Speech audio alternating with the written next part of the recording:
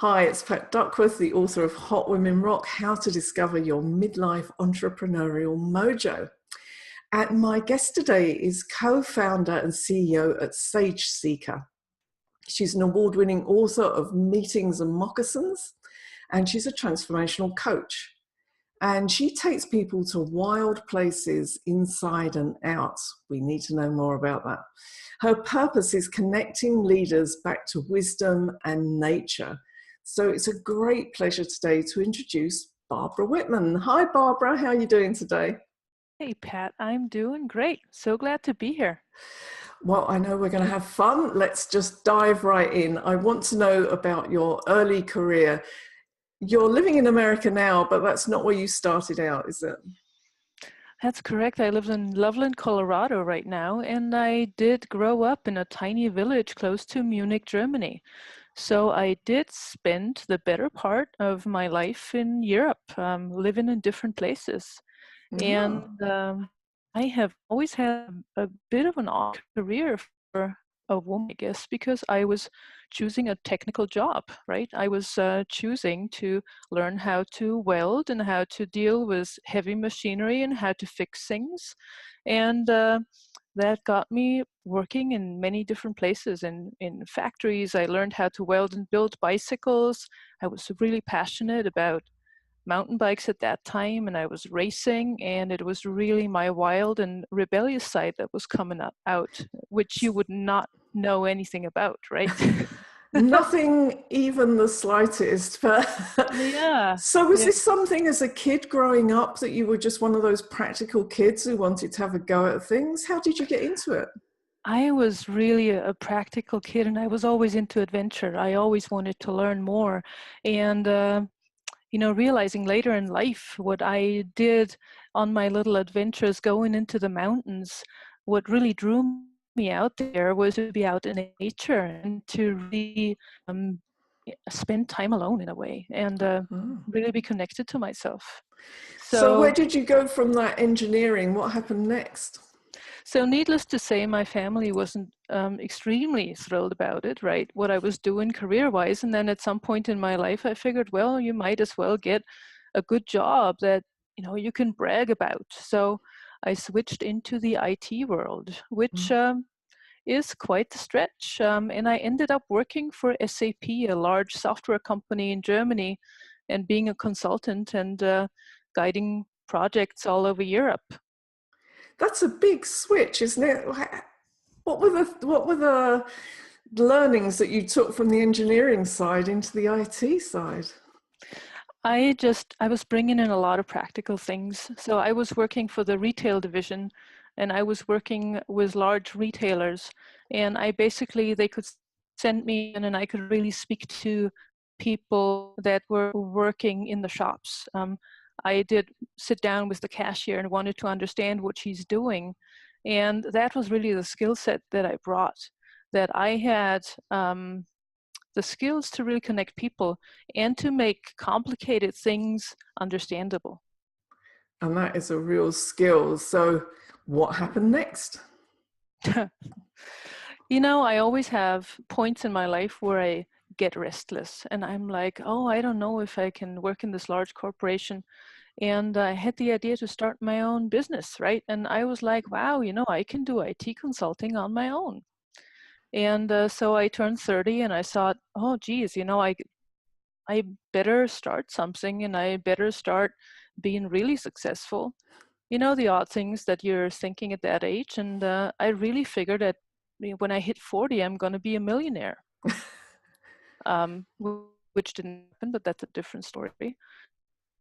And so I started my own business. And I was like, wow, there's such a need in the IT world to deal with the people and deal with people in projects and really make people understand what is happening in a project and how to make it successful. So And how did that lead you forward? it was amazing. It was an amazing journey because I started building a company that hit a 7-digit revenue only a couple of years later. I was employing several people and I was working with a beautiful network of companies and people, and it was beautiful.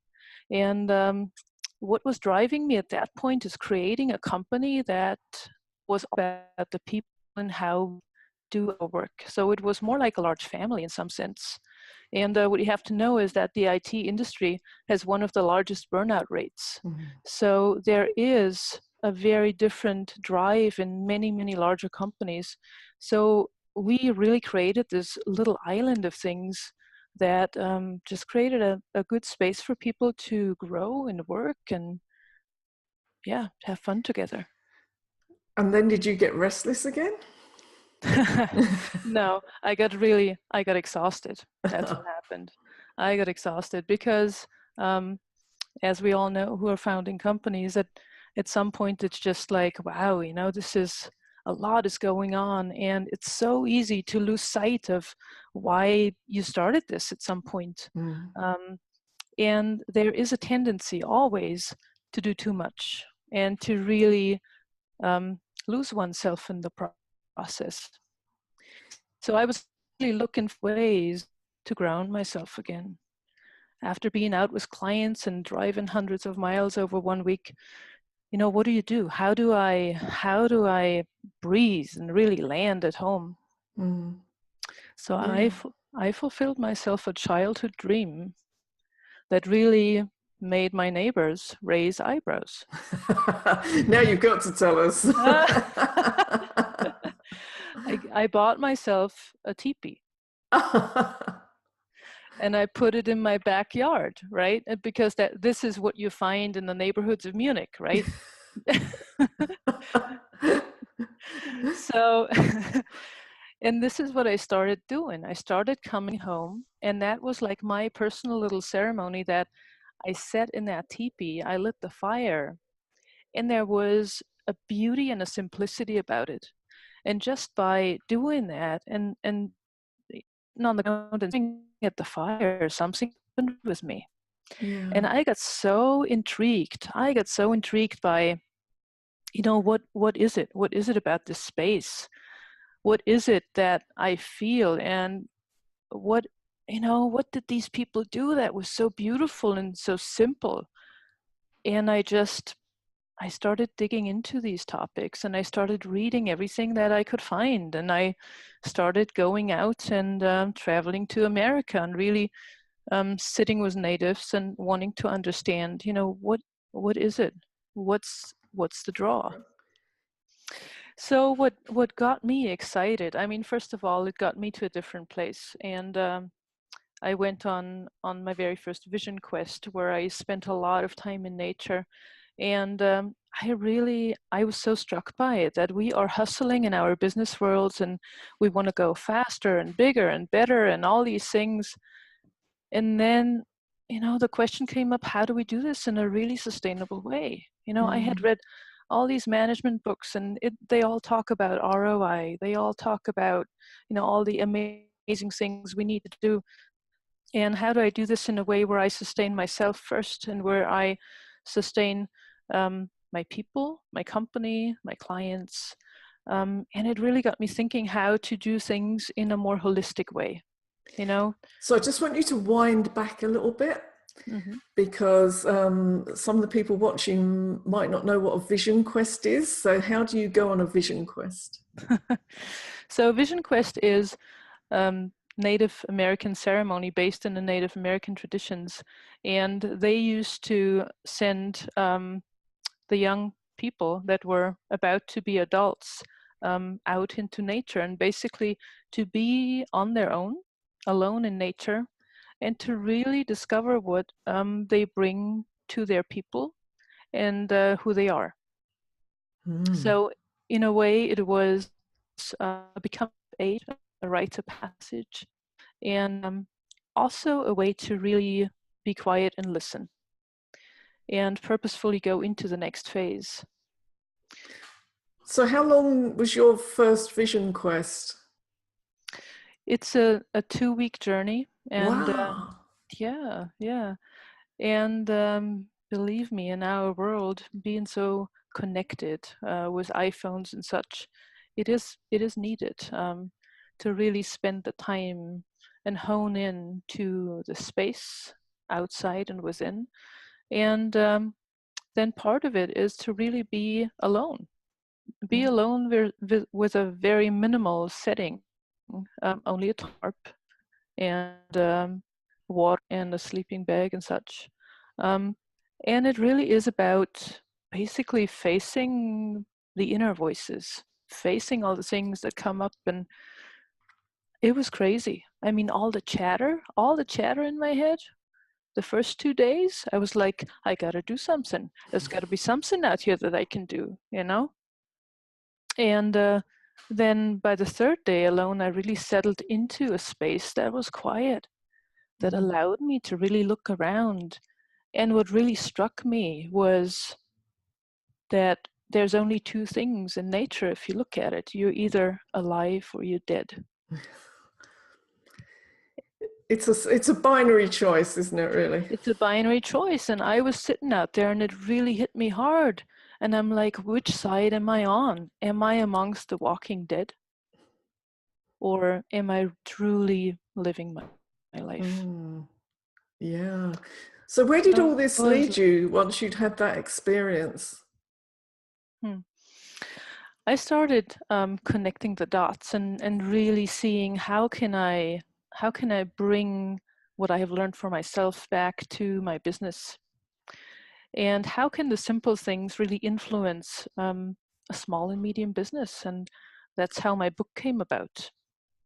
So basically I started weaving what I am learning from nature, what I'm learning from the simple ways that I see from ancient cultures. How can I use that in today's world? And I really think that's where the gift lies, because only if we go back in time and start connecting is when we can go forward in a good way. And so what brought about then your move to America? Oh, that's one of the crazy things in life, when you meet somebody and fall in love. So, yeah. So soon after I attended my first Vision Quest, I started training to be a guide myself, and I started taking people on these trips myself. And on one of the trips I had taken to Death Valley, of all places, on a Vision Quest, I did meet my future husband.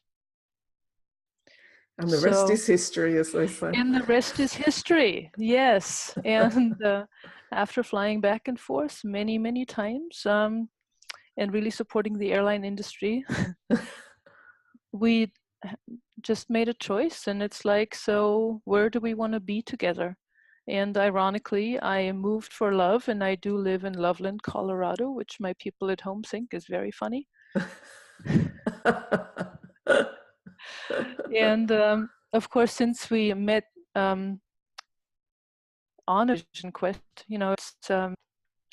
it was the next natural step to go into business together and really work with our passion and help more entrepreneurs to really build a business that is beautiful for everyone, and especially for themselves.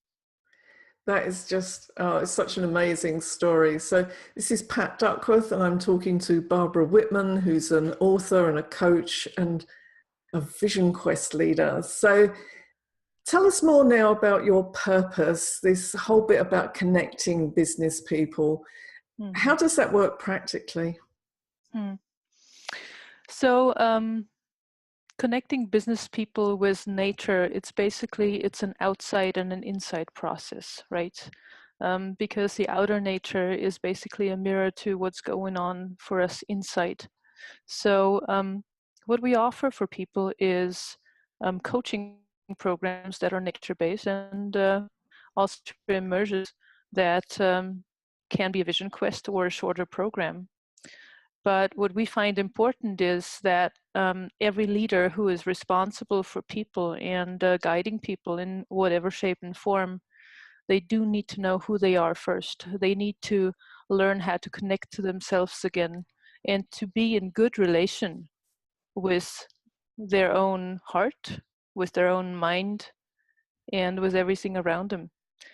And this is what nature is a beautiful mirror for. Principles. Yeah. So do you mainly do this now in America, or do you do it worldwide? I do work with coaching clients worldwide, and Zoom is a great way of doing this, right? Um, and the nature programs we do offer, it's mainly in America, but eventually we do want to offer some stuff in Europe again, because that's simply my homeland. And to me, it's important to just tend to these roots. And Yeah. how do you find leaders responding? I know it's a bit of a hackneyed thing to say, I guess they go through a bit of a journey, but there must be a real change in emotions and an emotional state during this kind of work. Right. So usually people find us that are at a turning point in their lives, or that are in a space where they are really having big questions. So it either is a pretty radical outside step where they are, for example, doing their job or changing jobs, or also a phase in life that is starting to end. It can be something that is happening in their personal lives, where the kids are leaving the house and it's like, right, so what do we do now?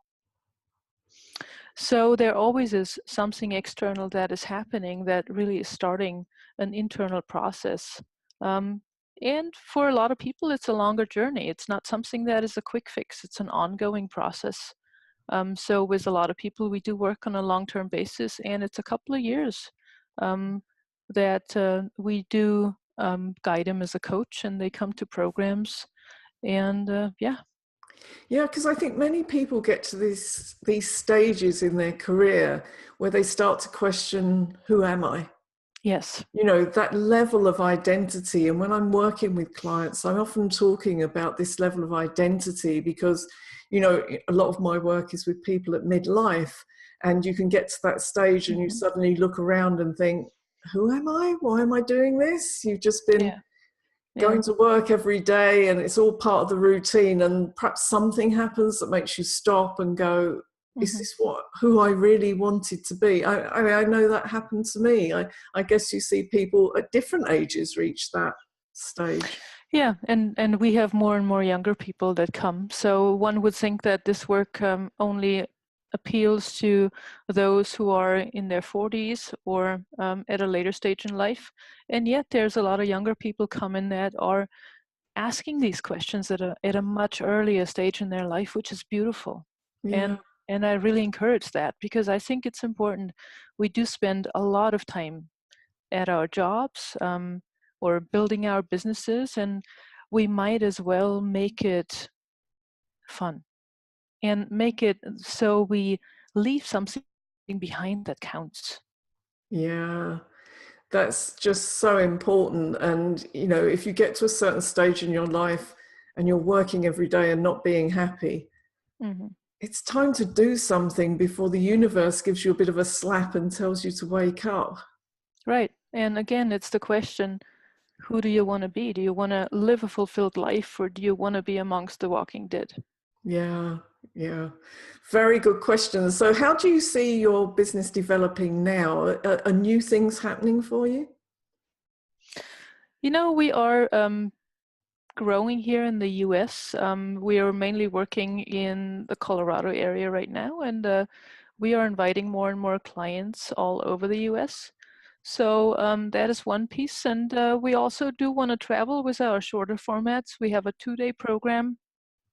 So what we find is that a lot of people, and this is something really interesting here in the US, time is really Yeah, tight, right? And more than in Europe, because in Europe we do have more vacation time.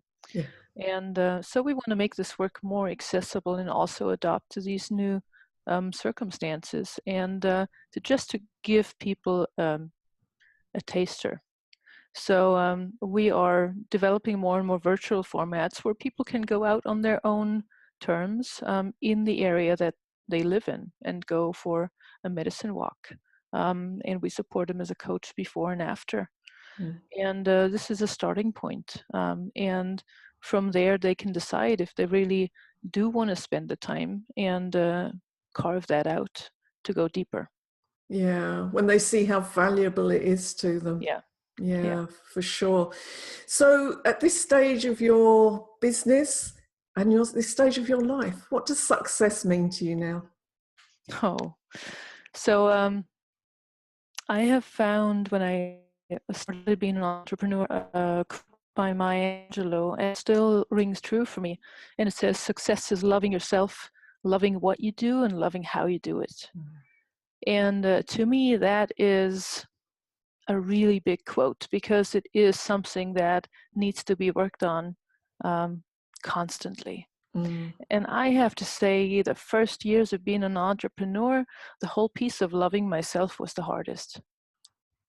So at this point in my life, I can say that this is getting easier. I still have some days where it's like, oh, really? But yeah, I think that's the big trick for me, to really sync up these things, how I do it, what I do, and myself. And that beautiful dance. That becomes easier with age, I find. Do you know, I think it does. I was with a group of women at a menopause conference on Saturday, and around the table we were going, do you know what? It gets much easier at this age to go, is what it is, don't like my dress, I don't care, I think a little switch goes off and you stop caring so much about what other people think, and that is a good place to be, because then you can just truly be yourself. And yeah, that's true. So if you had any tips for new entrepreneurs, what would you say to them? Don't wait too long. Do it, and embrace the journey. It's like being an entrepreneur is like riding a roller coaster. And we have a choice of, once it goes downhill, that we grip on in fear, or that we throw the arm in the air and scream from the bottom of our lungs. Yeah, absolutely. Because it is a roller coaster. Things don't go perfectly all of the time. And that passion for what you do and loving yourself is so important while you're riding that roller coaster. Mm-hmm. Right. Excellent. So, Barbara, people watching, if they want to find out more about you and what you do and about your book, give us all the links. How can we find you? You can visit www.sageseeker.org, and that's our main website. And from there, you can hit our social media profiles and watch some videos of what people say about our work, and go send us an email. We would love to hear from you. Fantastic. I have just spent a little bit of time with Barbara, and it was really interesting. We had a good time. So thank you for that, Barbara. Thank you for joining me here today, to all our viewers. And I look forward to seeing you for more of these amazing interviews with wonderful entrepreneurs. I'll see you next time.